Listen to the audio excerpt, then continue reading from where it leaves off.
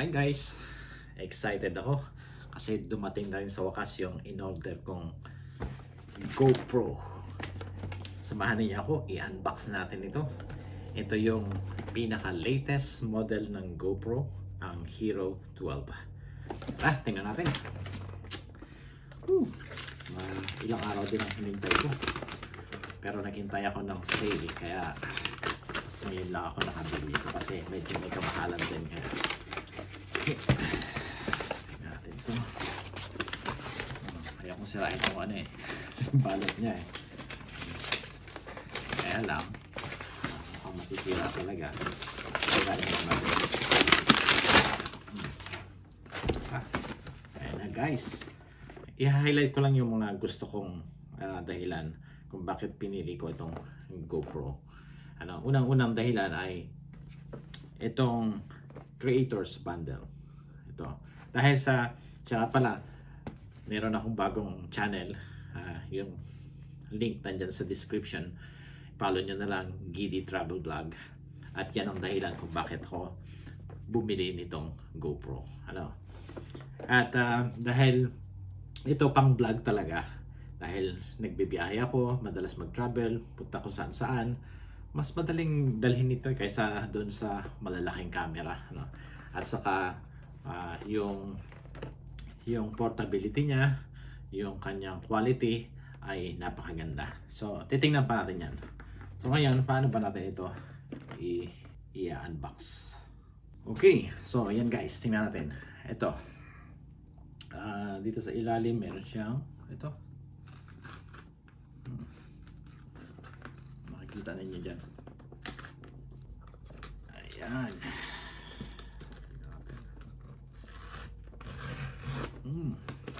Okay. Medyo pinapawisan ako. Excited. Okay. Nakansa. Ito. Meron siyang kasamang box na guys. Ito, may zipper pa. May lalagyan. Kaya madali pag nagbiyahe. Yun. So, unang-una, ito yung kanyang guide. Mga instructions. Ito natin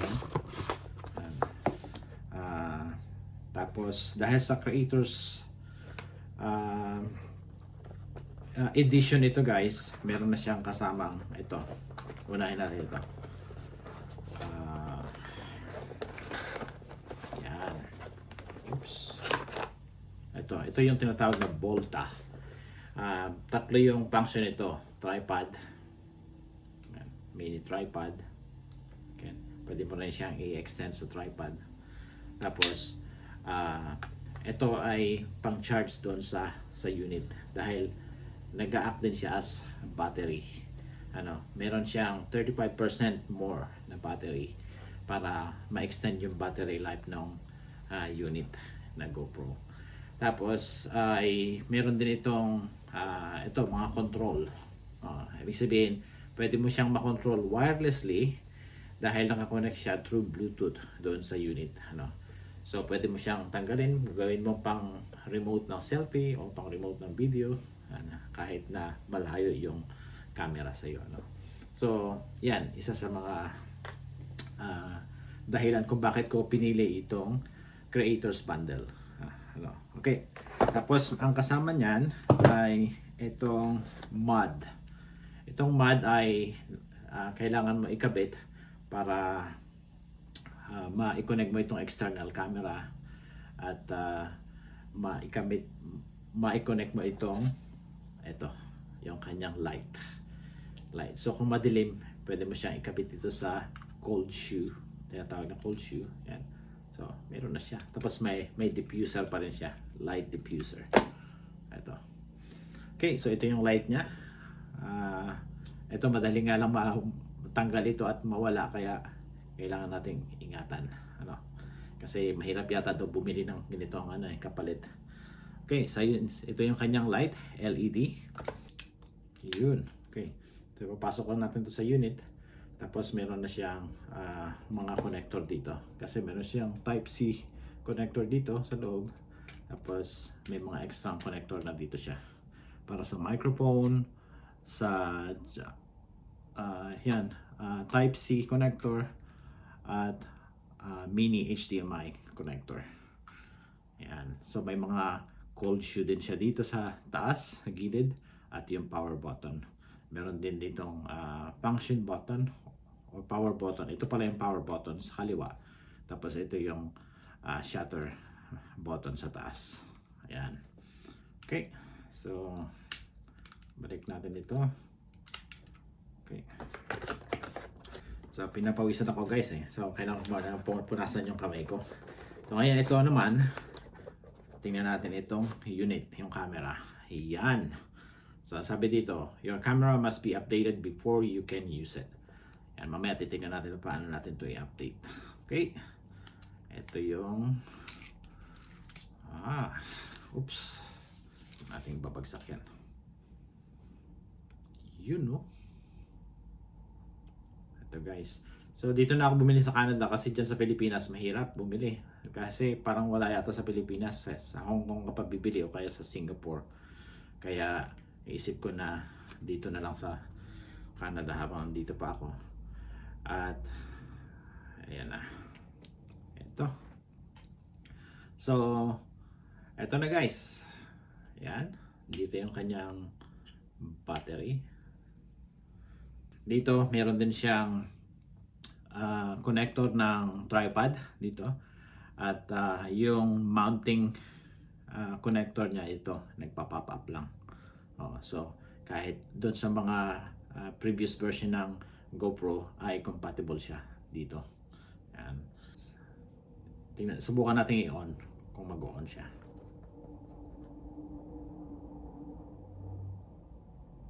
Ayaw mag-on. Baka nga kailangan tong buksan natin ito. Ba't ayaw mabuksan ito?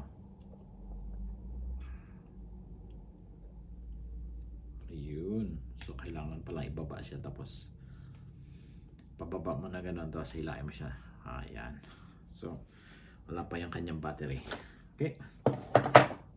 Tanggalin natin ito. Ito yung kanyang Enduro battery. Sasama natin itong battery.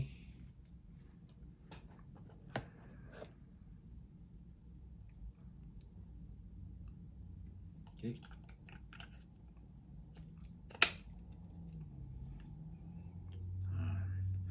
So ayan yung kanyang battery. Ngayon ipas muna natin yan, mamaya natin i-on. Tingnan muna natin lahat ng mga nandito. So nandito yung kanyang mga accessories. Ito yung mga cables niya nandito. So USB Type-C cables. Meron dalawa dito. Siguro isa sa unit, isa sa Volta. Yan. Tapos ito yung mga mount niya. Nandito lahat, kompleto. Yan. Kompleto lahat. Yes. Nandito yung mga thumb screw. Okay. At nandito yung ang tawag na dito ay windscreen. Para yan dito sa Volta. At sa Volta at sa Mod. Yan. Dito may kakabit yung windscreen. Yan. Ganyan. Para kapag mahangin, hindi maingay yung microphone.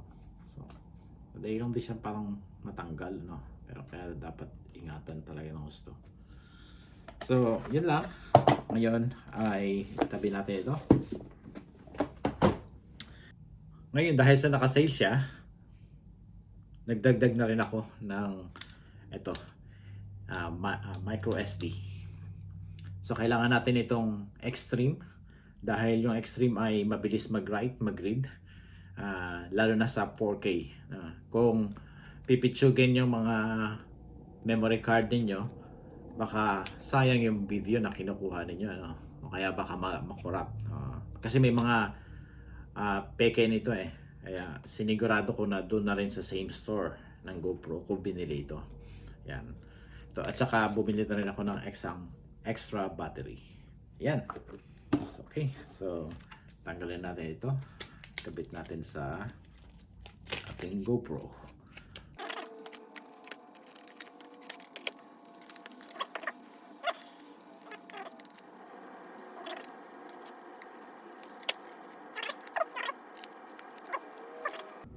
Okay, isaksak natin ito dito. Ah, Baligtad. Kapag hindi pumasok ng straight, ibig sabihin baligtad. Ayun, pumasok na. Okay, sara natin. Okay, make sure na saradong sarado. Hindi ito naka-pop. Ayan. Okay, let's turn it on. Okay, makikita mo dyan, GoPro. English. Ito guys, touchscreen din siya. Kaya touch lang natin ito. English. Okay, mag-agree lang tayo dito sa agreement nila. Turn on to control your camera using your voice. No. Ayaw kong gamitin yung voice ko. Quick. Okay. Okay, install the GoPro Quick app on your phone to finish the setup. Okay. So, yun ang gagawin natin ngayon. I-install na natin itong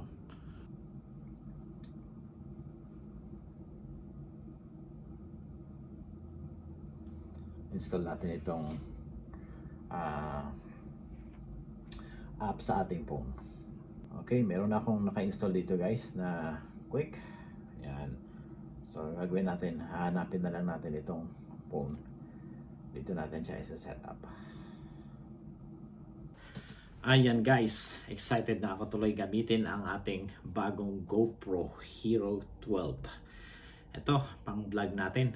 Kaya guys, sa mga subscribers ko sa channel na to, follow nyo rin yung aking kabilang channel. Tungkol naman yun sa travel vlog. At kukuha tayo ng ilang mga tag dito. Gagawa tayo ng ilang mga content dito sa Canada. At pagbalik ko ng Pilipinas, gagawa din tayo doon. Gamit ang camera na to, GoPro. So, pag kinabit natin dito, ayan. Ayos na. Madali nang Ayan. Kakabit natin yan mamaya. So, yan yung unang pinili ko. Unang dahilan, yung Creators Bundle. Kaya binili ko ang GoPro. Yung pangalawang reason kung bakit pinili ko ang GoPro ay dahil sa unlimited cloud storage with subscription. So kapag bumili ka nito, merong offer na subscription 50% off yung pag bumili ka ng bago nito. Sa susunod pa na renewal, parang $50 ganun ang subscription. So for $50, meron ka ng unlimited storage. Ibig sabihin, lahat ng mga nakukuha mo dito, automatic yun na ina-upload niya sa cloud. Unlimited yun guys. Yun ang maganda kasi mada-download mo rin kaagad siya sa phone mo at pwede mo na kaagad i-edit doon. Tapos i-upload niya ulit sa cloud. So wala ka nang kailangang problemahin. Masira man yung SD card mo, at least na-upload mo na yung mga automatic mag-upload yung mga pictures mo kapag nakakonect ka sa Wi-Fi. Yan ang isa sa mga dahilan. Yung pangatlong dahilan kung bakit ko pinili ang GoPro ay dahil sa kanyang 8:7 aspect ratio. Yung aspect ratio na to, 8:7, ay parang square lang siya kung tutusin. Pero dahil sa high quality 4K, pwede mo siyang ma-adjust later yung kanyang ratio. Halimbawa, gusto mo ng 6:9 wide, and pwede mo na siyang sa editing, pwede mong magawa ng gano'n na hindi mababago ang kanyang resolution, and hindi maapektuhan yung kanyang quality. At gano'n din, yung may mga shots ka na gusto mong gawing vertical, halimbawa pang YouTube short, pang TikTok, hindi mo kailangan vertical na ganun. Lahat isang kuhaan lang, sa editing na lang nagkakatalo. Pwede mong gawing vertical na 16:9. Ayan. So, hindi mo na kailangan kumuha ulit ng video para lang doon sa vertical videos.